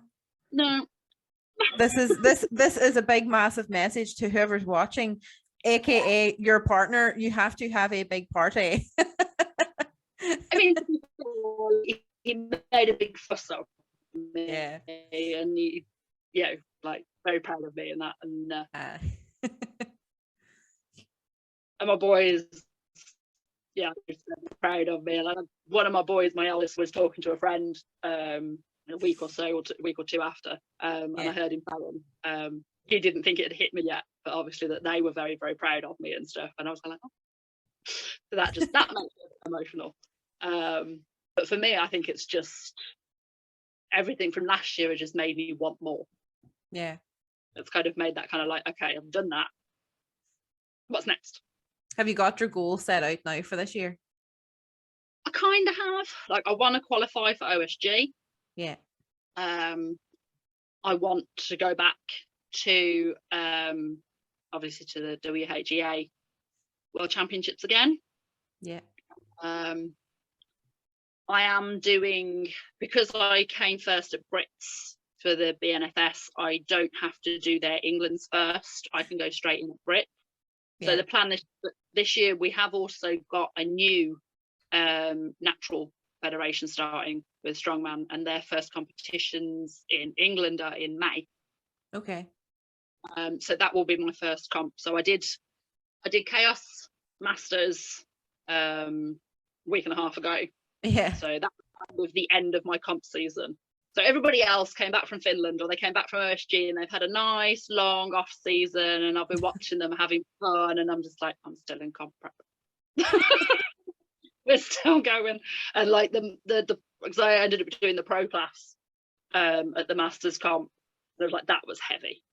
It was heavy. It was 160 kilo axle deadlift for reps. It was a 60 kilo axle over your head for reps. And I did PB. I PB'd on both of those, so I was well happy with that. It was 80 kilo farmers. It was a sandbag medley load, which went up to 80 kilos, and then there was a stone run as the last event, which started with a 60 kilo stone that was kind of up here, near your head, and it was an 80-kilo stone that was kind of heat, and then a 100-kilo stone, which was the heaviest one that I managed to get. I'd literally only lifted a 100-kilo stone 3 times before, so I was like, that was my goal, had been to get that stone loaded, and then if I got to the one, it was a bonus. And I got to the next one and I tried, but I couldn't get it off the floor. I was like, no, I'm done. So yeah, so I'm now in off season. I now get a bit of, I won't say chill because it's not chill, but I get to kind of focus on actually building rather than constantly being prepping for this event, prepping for that event. I actually get to work on a few weaknesses, and I actually get to build on a few things. And I won a 200-kilo deadlift. That had been the goal for last year, and at the beginning of the year it looked like it was going to be possible, but then with all the comp preps we didn't have enough time consistently just to focus on the one. And I really want a 60-kilo log, because I've got 65 kilos over my head on the axle now, and on a barbell, but I still can't do a 60-kilo log. It is my nemesis. So my goal this year is to get that 60-kilo log over my head if it fills me. Do you think the difference with the barbell and that to the log is because it's wider and thicker, and it's probably near the same width as your head? And when it's just a barbell, you know, it's just holding it in your hands. But with that, then you have the thought of, Jesus Christ, I'm looking up here at something that could nearly crush my head. It's a completely different feel. In this position, it feels a lot heavier. Aye. It's because it's so much bigger. Like, it's literally in front of your head. You've got to look at the ceiling. Like, it's literally here. And I think it's a lot easier for it to go off path as well. Like, it's a lot harder to correct. So if it goes a bit forward, you're stuffed. Whereas if the barbell or the axle goes a little bit forward, you can usually fight it out. No, the log, it's gone forwards, it's going down. See, that's where I'm the complete opposite. I'm the complete opposite to you. I absolutely love the log, but hate the barbell. I could, like, my PB, I think, was 65 or 70 or something with the log. But see, even trying to get 55 or 60 with the barbell, no. I think for me, the positioning as well, for some reason, because I think because of my shoulder injury, I'm there than I am there. Because right enough, because of the different hand positions. I don't have as much trouble with the dumbbell. So my dumbbell, although I've done it a lot less than log, my dumbbell is better because I only use my right arm. Yes. Better in comparison than my log is. Aye. So it's like, it's some of the thing, some of it is you just get in your head because it feels so big and it's like so much here, and it's just like your head just kind of goes no. And then of course it doesn't go. Like, we all know this, like, it could be a weight that you've lifted before, but if your head says no, it ain't happening. Yeah, well, definitely. Goal for this year is I want a 200-kilo deadlift, because it's kind of like part of it. If I qualify for OSG this year, we know I need a bigger deadlift, because I need the third bar on the ladder, because if I get back to OSG this year, I want to make finals day. What was that third bar at OSG there? 185-ish. My current deadlift max is 182.5. And I suppose by the time, when you think, like, if you were just going out just to do a deadlift alone, you probably would have got that, no bother. But with everything, because the deadlift, from what I remember, was maybe the third event, was it the fourth event? It wasn't one of the first ones. It was day 2. Aye. So day 1 was the log, which most of us didn't even attempt to press. I PB'd because I cleaned it, and I'd never cleaned an 80-kilo log before. Happy days. It was literally like, we were hoping that we wouldn't have, if we weren't going to attempt it, we were hoping we wouldn't have to go out. Yeah.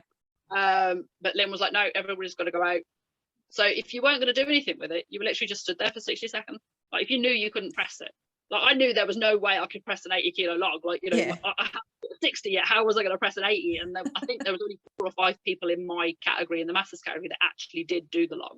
I think Aisha won that event, wasn't it? She was amazing. She's a machine, isn't she? Yeah, most definitely. I was absolutely gutting that she was injured at the World Championships in Finland. That's right. She was, because she was looking. She would have done really well. Like, she was looking good. She was competing in the opens at that one, and yeah, she stood a good chance of, you know, at least podium, if not winning again. So Yeah. you know, it was sad to see, but she's been amazing about it. I don't know that I'd have handled it quite as well. No, me either. Me either. I'd have been crying like a baby. Yeah, I'd have been gutted. I'd have been absolutely gutted. Yeah, but yeah, like, so I gave like cleaning along a few attempts. So, you know, I was like, might as well do something while I'm studying. So yeah, the deadlift was like the third event. It was day 2, and we'd had on the first day. The first day was the log and the car. Yeah, first day was the log and the car, and the car obviously like wiped everybody out. It was like, oh my god, that is so heavy. It looked cool. It looked good. It looked good for the camera. So oh my god, I think my favourite bit of the whole games was Chloe Brennan's run with that car.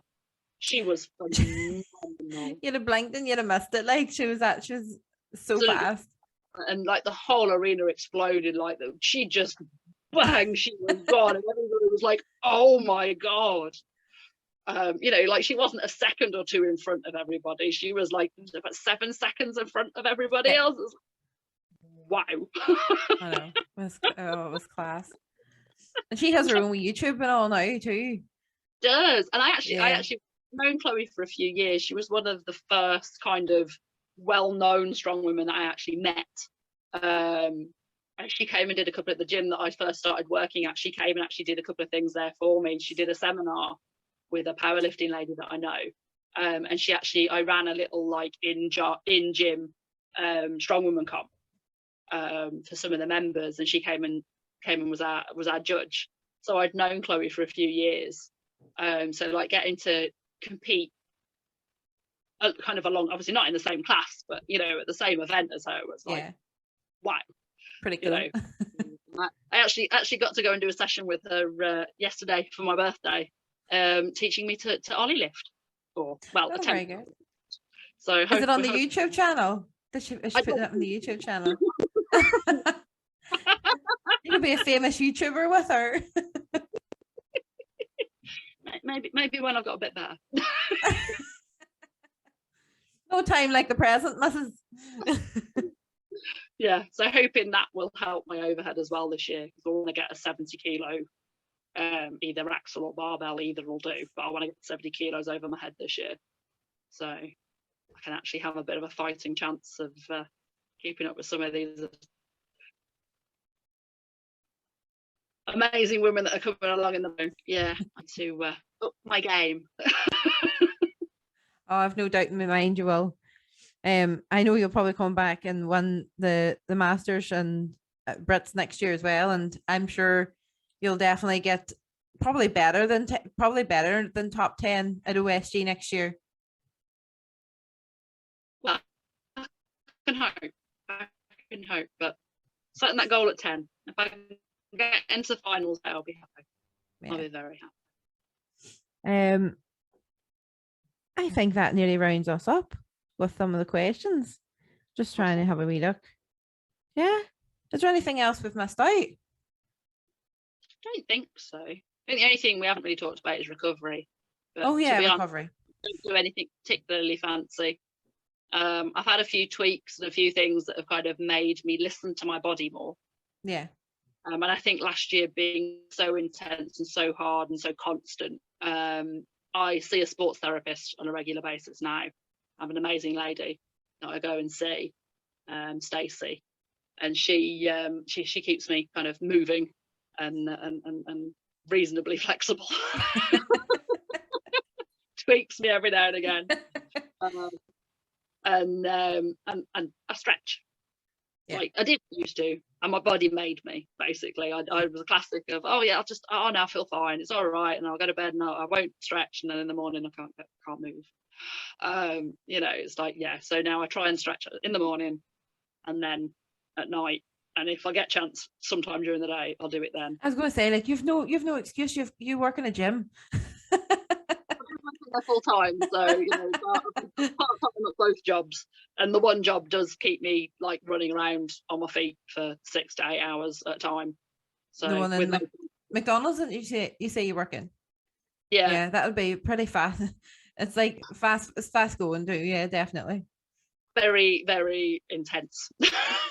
You must like is it as bad as what you see sometimes on the on you know the wee things pop up on like Facebook of people coming in and like shouting at the people in McDonald's and trying to like throw punches and Yeah. burgers and stuff at the people behind the counter.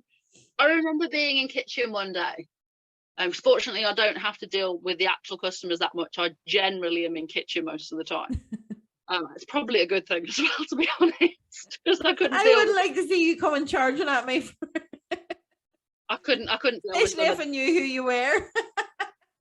Well, I remember seeing the one night we had this woman come in, and she was clearly drunk, and she was ranting and raving, and she literally threw chicken nuggets back at the girls behind the counter. And it's just like, what? It's like, why? Yeah, when you get people like that they'll eat half of their food and then come in and complain, and you're like, you've had a box of 20 chicken nuggets, you've eaten 8 of them, and now you're going to tell it.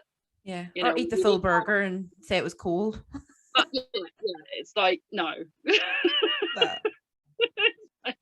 And even at that, like McDonald's food's come a long way from whenever even I remember it, like 10, I don't really eat McDonald's that much now, like, but 10, 15 years ago, you really were getting the chips and they were cold, and you were getting the burger and they were cold.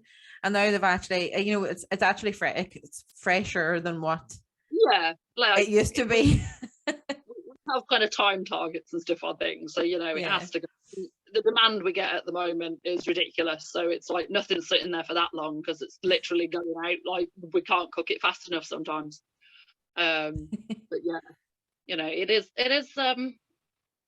it's a lot harder job than a lot of people seem to think it is, that's for sure. Aye. It's a lot more stressful. I just think anything catering in general is quite demanding. I've worked in different retail jobs over the years, and anything retail is quite like dealing with the general public in that kind of capacity, selling stuff to them, is always going to be a bit stressful and a bit like, not always fun. But yeah, when it comes to food, it seems to make it 10 times worse. It's like, oh my god, you've got hangry people. Hangry people are not a good combination. I can't knock it too much, because if it wasn't for Mackey's, I wouldn't have got to OSG. To be fair, help me. They pay quite well too, I think, don't they? Wages aren't dreadful. They're not amazing, especially considering what we put up with. But yeah, there are worse jobs out there, that's for sure. Definitely. And there was one stage whenever I qualified as a nurse, my first job, I got paid £10.50, which I thought was absolutely amazing. And then I think whenever my mum had closed down her clothes shop and went to Asda to work, my mother was on the same wage stacking shelves what I was as a working in like A&E and stuff, and my mum was getting the same wage. That is ridiculous. Like, it's well, the kind of job that you do, I couldn't do your job. Like, nah, not a hope. I wonder sometimes how I do it myself. I go home. I generally sometimes go home and think to myself, I managed to keep 6 people alive today. Go me. I don't think the relatives, if they heard me saying that, would be glad I'm saying that. They would be glad that they're still alive and all, but they'd be like, that nurse is not wise. She's just saying these things. That's not good. It's okay. I am a good nurse. I swear to God. Yeah, it's probably better at nursing than I am lifting weights at the minute. I think we all go through moments like that. Definitely. Everything seems to go backwards and seems to go wrong. And all of a sudden you snap out of it, and you get on something, and it's like, oh, okay, actually I can do this again. I find sometimes too, like, see, depending on where, like, say if I can really tell if my period's due, because my body just doesn't want to do fucking anything. It won't even, I could probably barely even lift me out of bed sometimes in the morning, like never mind lifting a heavy weight. Yeah, I've had weeks where like things have been flying and it's been great, and then like 2 weeks later nothing moves how it should, and I get like real annoyed, and I'll send Rhea a message like, oh, I couldn't do this, and I go, no, it won't work. And then like I come on 2 days later and we're like, oh, that's what the problem was then. And then everything's fine. And mine's is all over the place. From like when I was younger, I was anorexic, and then I had quite a lot of trauma, and then just one thing after another, and so the hormone balance was just shocking. So I could maybe be a normal 28 days. I could go 50 days. Well, I'm finding I'm a bit like that. I'm like, because I've had polycystic ovaries as well, which means my hormone levels are a bit odd anyway. Yeah. And you managed to have 3 kids with polycystic ovaries. Was that before or after or during? I knew the cysts were actually discovered. I had issues when I was about 14. The cysts were discovered then. It led more to, I had very heavy, very painful periods.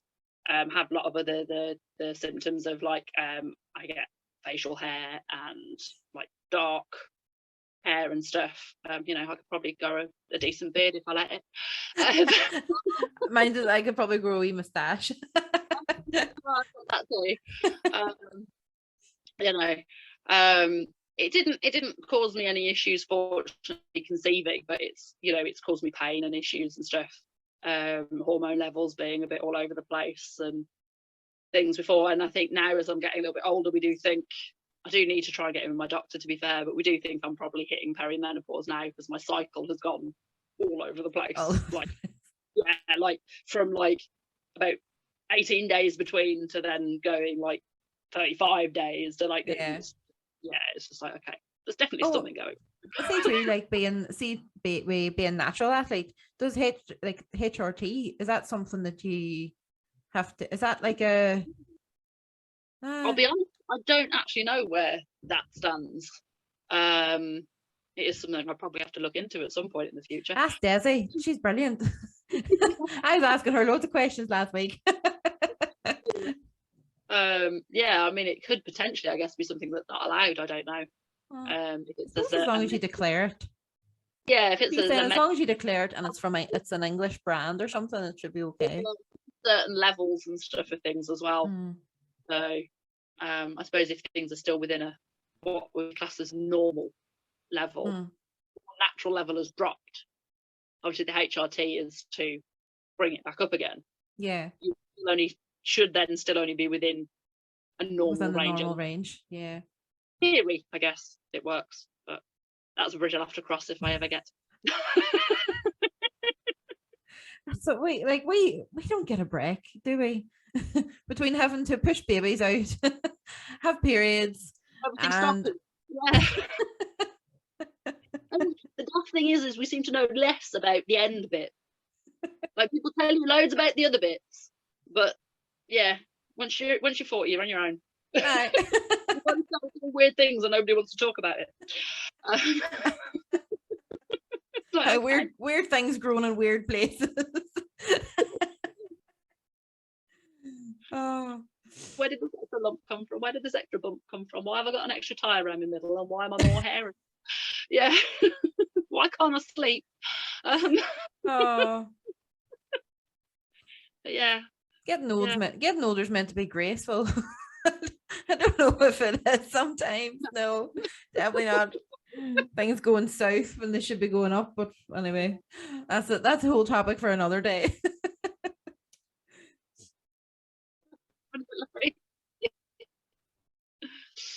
Definitely. Was there any? Sorry, you were breaking up there again. Did you say something? I just said, was there anything else? Like, is there anything we've missed or? No, that went well off topic. No, the last thing really is just the fire questions, and they are, you just give me an answer as quickly as you can. You can think about them as well, but the main thing is just try and think of them as quickly as you can. And if you can't understand my accent, because there's some people have just they haven't understood what I've said. And I did get a funny answer to the question I didn't ask in the first place. So if there's anything you're not sure of, just say. Cool. So are you ready? Yep, I'm ready. I'm ready. Right. So your favorite TV program? Don't really watch TV. Okay, what's something I'm watching at the moment? Okay, old school, Next Old Generation. Star Trek. Your favorite film? Can't pick one. Knight's Tale. Favorite band or singer? Oh God, again, I can't pick one. I'm terrible. I have really eclectic music taste, so this is really quite difficult. One you've most recently listened to? You know, I'm going to go for something really bizarre, and I wouldn't say she's necessarily my favourite singer, but I owe Dolly Parton a lot because her track 9 to 5 has got me some pedos. Your favorite drink, alcoholic or non-alcoholic? Ooh, alcoholic has got to be Malibu. Yeah, definitely. Yeah, if I'm going to drink alcohol, it's got to be a rum. And your go-to, like, this is your like go-to more like healthy-ish meal, because there's one further down, it's a cheat meal. Okay. Healthy-ish meal, favourite food.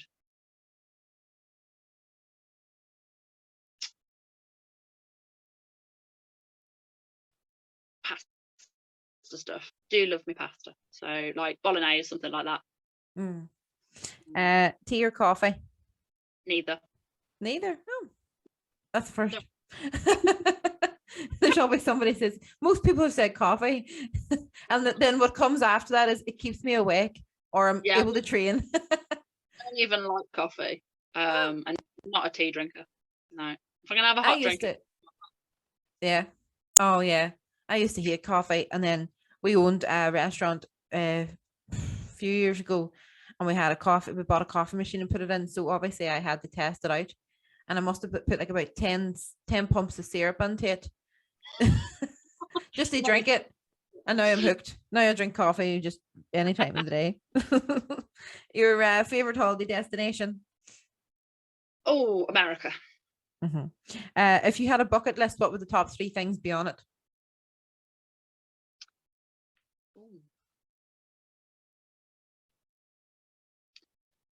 Want to go to Australia. I want to ride a motorbike myself. Been on the back of one numerous times, but I want to learn to ride a motorbike at some point. And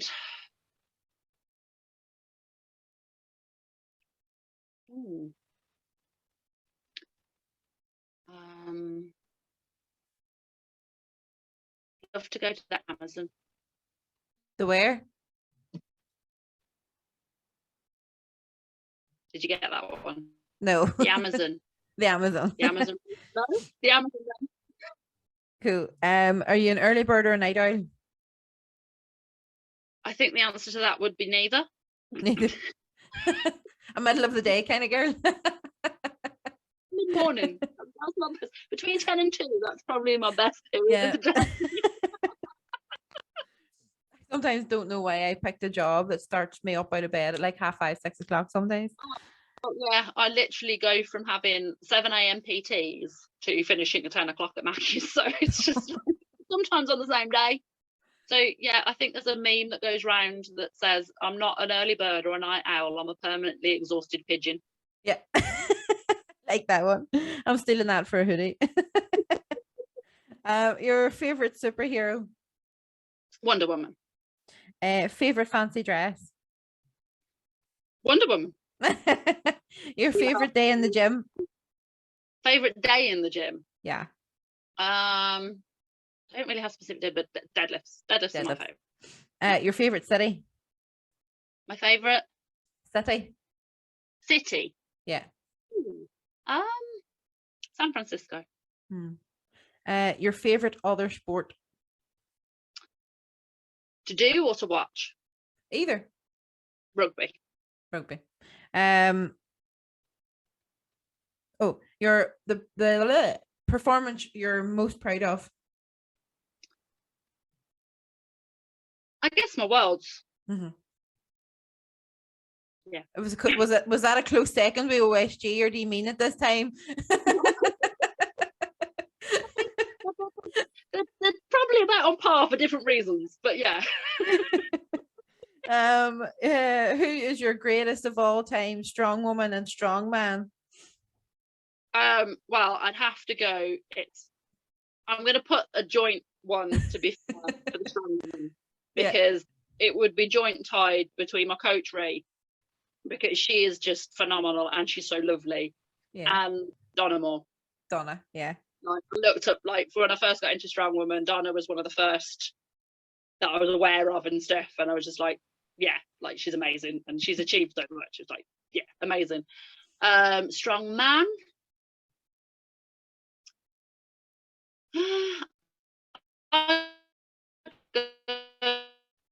It's got to be both of them, the Stoltman brothers. I love them. Yeah. I love them. I can't pick between the two. They're both lovely, and like everything they're doing is incredible. So yeah. Your favorite cheat meal? Pizza. The person you most admire? My mum. Your favorite animal? Horse. Oh, I forgot to ask you, what kind of horses are they? My boy is an ex-racer, so he's a thoroughbred. And my son's horse is a Welsh cross and a bit of an arse. There's always one. Your favorite event? Be a close run between deadlift and a sandbag. And what's your favorite season? Summer. And that rounds us all up. That's all the questions done. Thank you so much, Maria. I had an absolute ball. Hope you did too. Talking to you. And I'll get you on again. When's your next competition?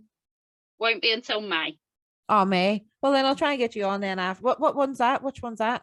That's the new natties that they're doing. The guy who runs strength-based athlete in Scotland. Yeah. He's got together with a few other promoters, and is running it as a UK's strongest natural. Yeah. So the qualifiers for that are in May. So I'm going to try my hand at that. I'll try and get you on then. If not, I'll try and get you on after the other competitions as well, after OSG and all that again. But that there would nearly be, when's OSG? November time, isn't it? Yeah, OSG is always November. I think WHEA's Worlds this year will be in September. Right. Because like last year. It was only December, wasn't it? Because of COVID, wasn't it? It was pushed back. Yeah, so it'll be September this year. So that won't be as bad. And it won't be as cold. No. So that'll be nice. Well, no -15. Yeah. Either way, we'll be getting you back on again for series 2. So thank you again for coming on. It's been a blast, and I'll see you shortly. Awesome. Thank you. Thank you for listening. Now don't forget to subscribe and ring that wee bell. Ding,